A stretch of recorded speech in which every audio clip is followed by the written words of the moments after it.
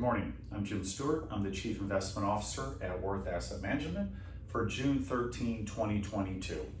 I'm going to go over the three threes for the week, our three top market movers, our three favorite asset classes, and I have a tree for we're going to go over our three least favorite asset classes, how we're positioned in our three modes, whether we're in protect mode, whether we're in adding mode, or we're in growth mode.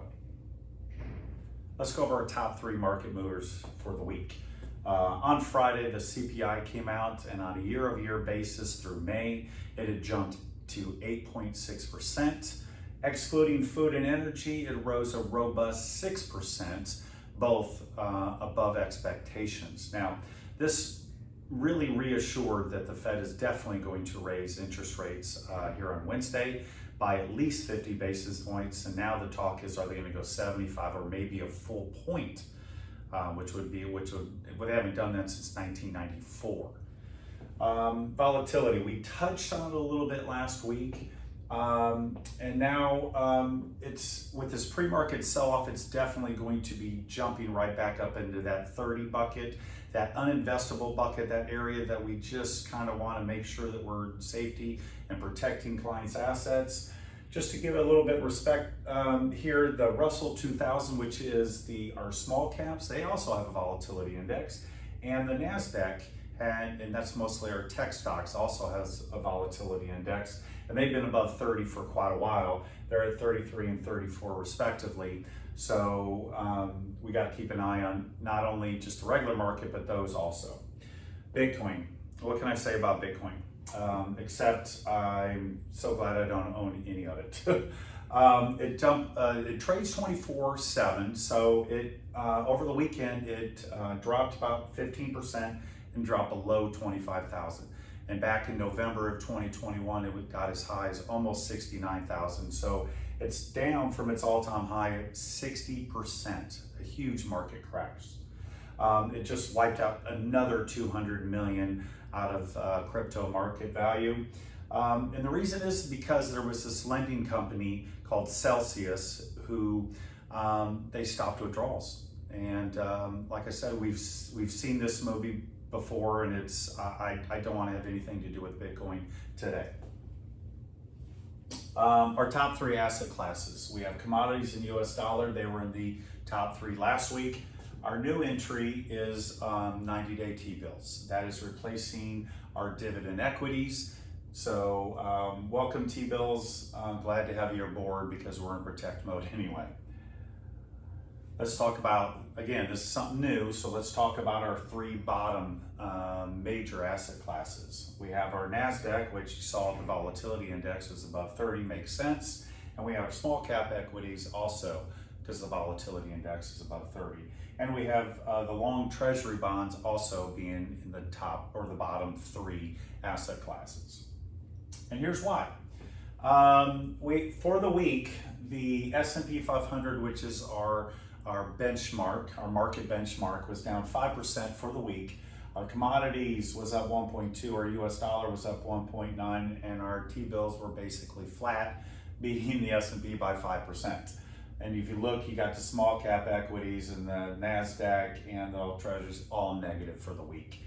But if you zoom out a little bit and look at the 3 month, the S&P 500 was down 8% for the 3 months. We have our commodities up 18, our US dollar up 4.3, and our T-bills again flat, beating the S&P 500 index. And if you look down here, these three asset classes did even worse than the general market here. Again, we want to avoid this weakness and seek this kind of strength up here. That's what our investment process does. All right, I'm going to switch sides. We looked at this graph last week. We've been in growth mode. April 6th, coming out of COVID 2020, the S&P shot up 82%. We then went into protect mode here in January 19, 2022. The market did some gyrating here, thinking we're going to get back in. We started nibbling, and then oops, false alarm.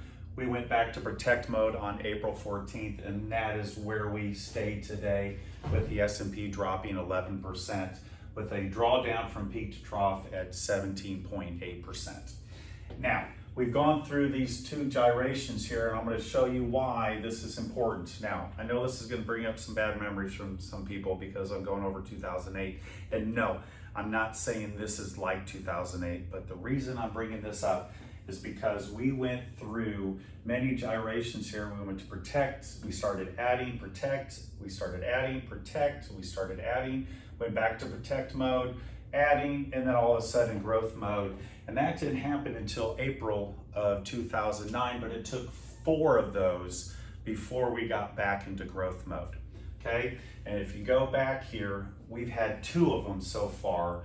So where we're going, I don't know, but all I do know is that we're in protect mode today. Now, been trading this market for 28 plus years. Going back to 2003, it was a bear market. We had 3 years where the market was down, negative years each and every year. We went to protect and add, protect and add, protect and add 7 times before we got to April 2003, where we started back into growth mode. We just went over 2007, and we went through 4 periods. We went to protect modes in between those, but they were 1 and 2 time things where they had a little gyration. Now, let's talk about 2022. Are we in a bear market? Don't know yet. First quarter was negative, and the second quarter, which will be reported in about 4 to 5 weeks, it's teetering. It's literally, don't know yet, and we've already had 2 gyrations where we've gone from protect and add. I don't know if we're gonna stay at 2, we're gonna stay at 4, or we're gonna go to 7 or more, I don't know.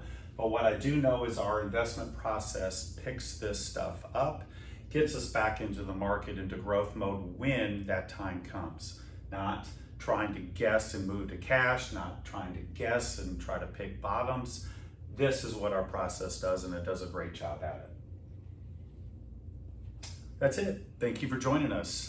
We do this every Monday. If you please subscribe or comment or like, again, we do this as an education. We want to give back.